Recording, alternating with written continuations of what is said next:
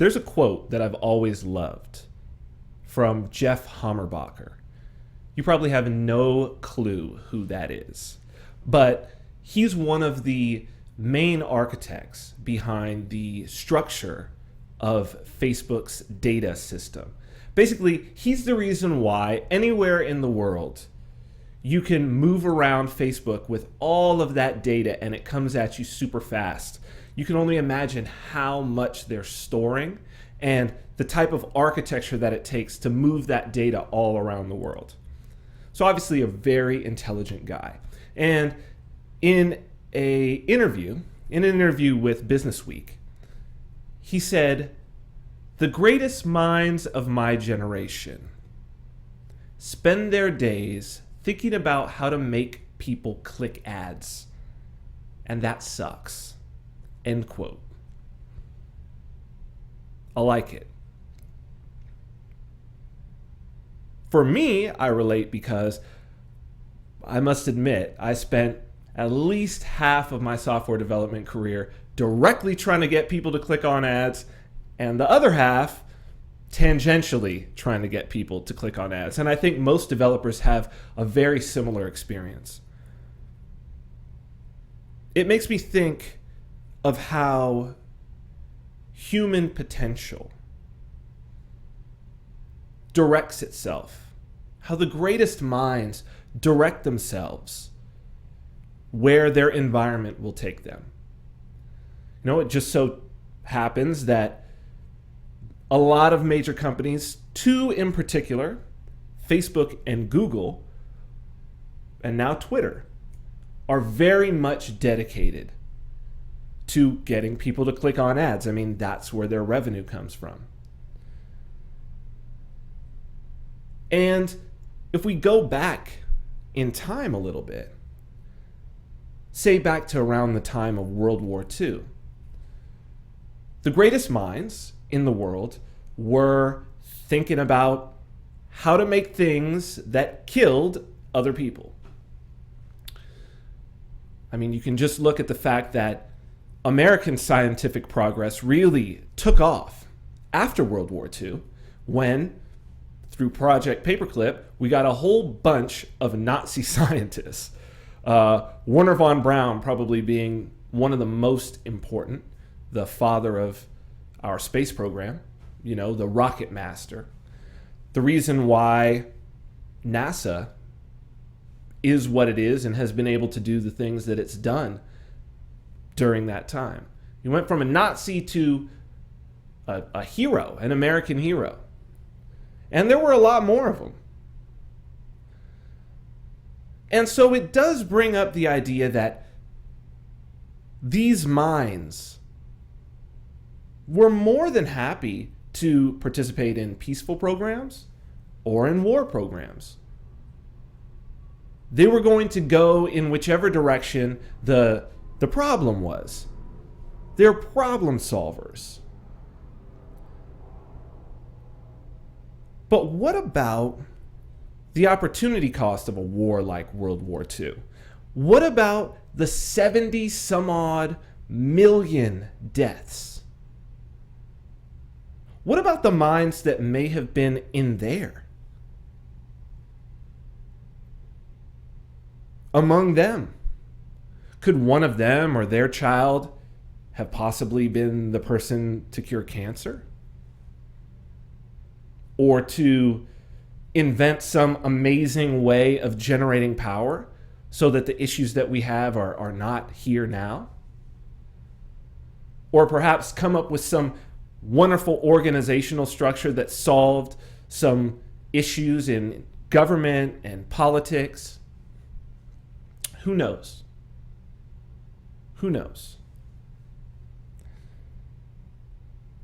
I think that it's really it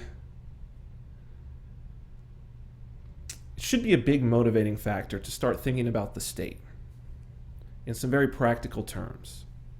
And thinking about what we are missing by not having a stateless society. And that brings me to the title of this video. And I want to pose a $20 trillion question. $20 trillion. You're going to hear that number a lot in the next year or so. It's the amount of the U.S. national debt. It's how much is owed to the public, be that central banks around the world, be that private individuals. It's how much debt we're in. But it also, coincidentally, relates to another number, and that is how much money has been spent in the war on poverty in the last 50 years.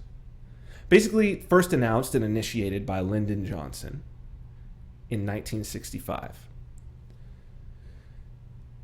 From about 1948, where the poverty level, the number of people in poverty, was at about 35%, it had dropped to about 19%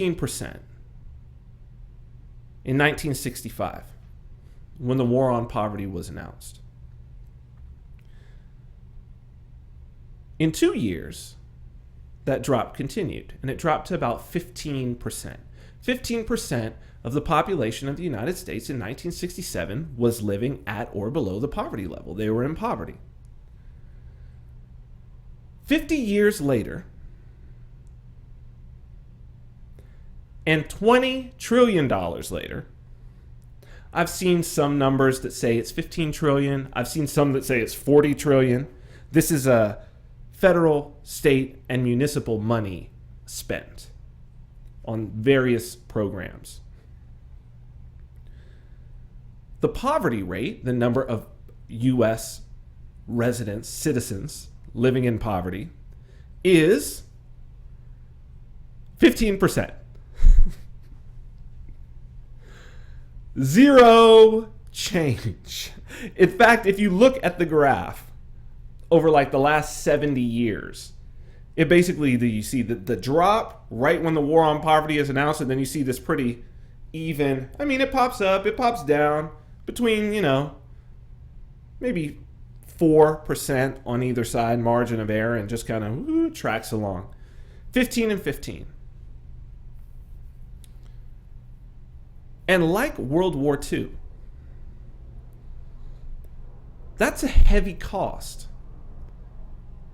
Maybe even heavier of a cost.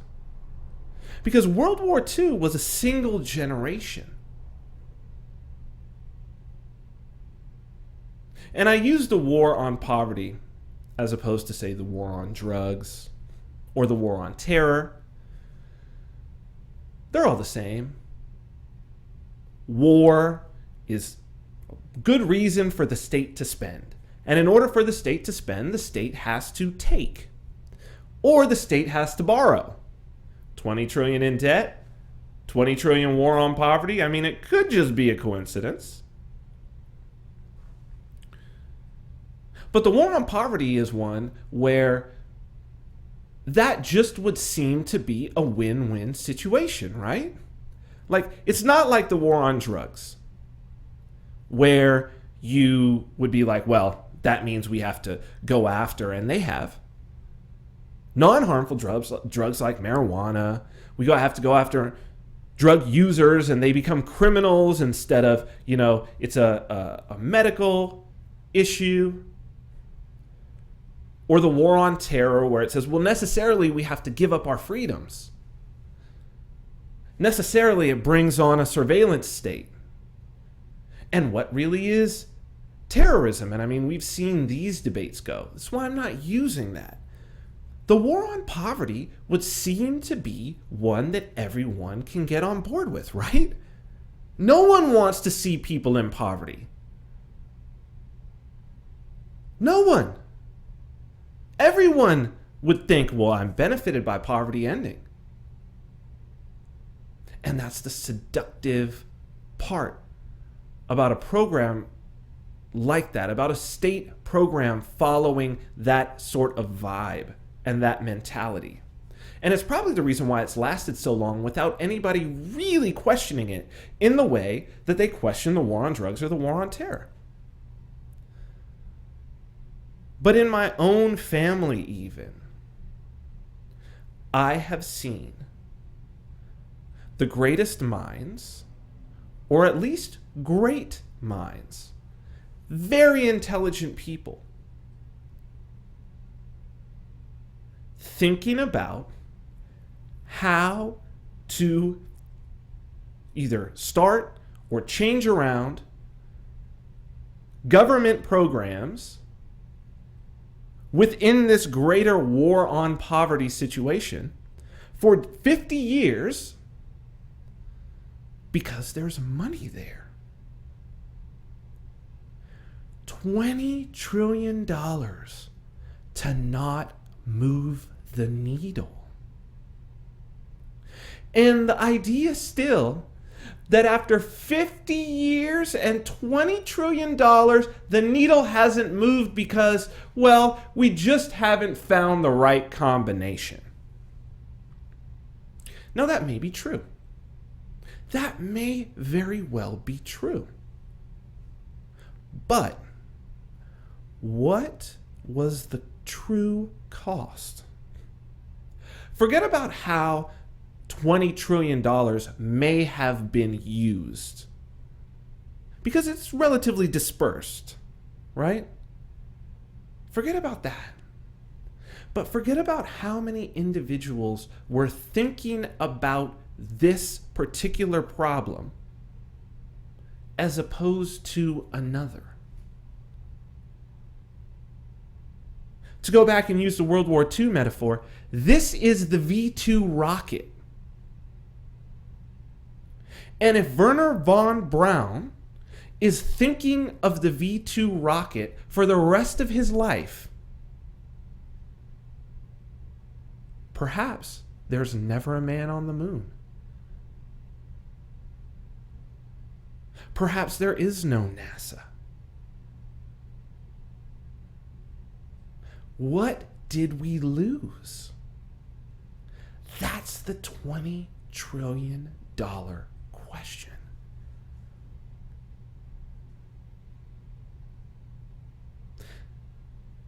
And it can only happen. This sort of waste is only able to occur in the context of the state. Because without the state, it's utility. Without the state, the most brilliant minds, they focus on solving the problems that are real problems around them. Not the problems that, first, the state propagandizes exist.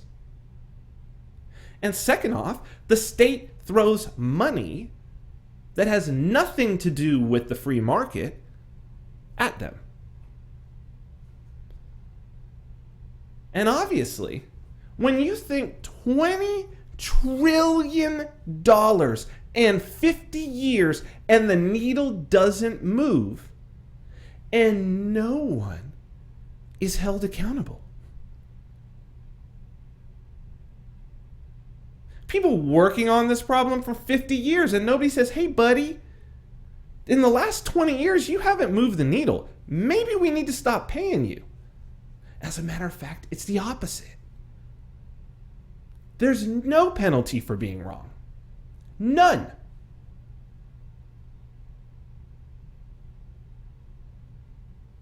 So whatever problems you have, whatever problems are here in the world, and the war on poverty is just one. Just one of these many, some aren't named wars. We have the war on poverty, war on drugs, war on terror. But some are not called a war. Some are just a series of government programs. I want you to think all of the issues that people turn to government to solve. Think of all the brain power and all the resources. And don't you think at least a few of those problems would have been solved by that brain power and those resources were the state not there? The state is like malware or bloatware. And it doesn't matter how fast the architects, the brains, make their own system, make the market. If that bloatware is slowing down the system that you have, because that's what's going on. You got a lot of processor cycles being used for absolutely nothing. We have enough to solve a lot of issues. But it's time for the state to get out of the way. And the $20 trillion question is, are you going to let it continue?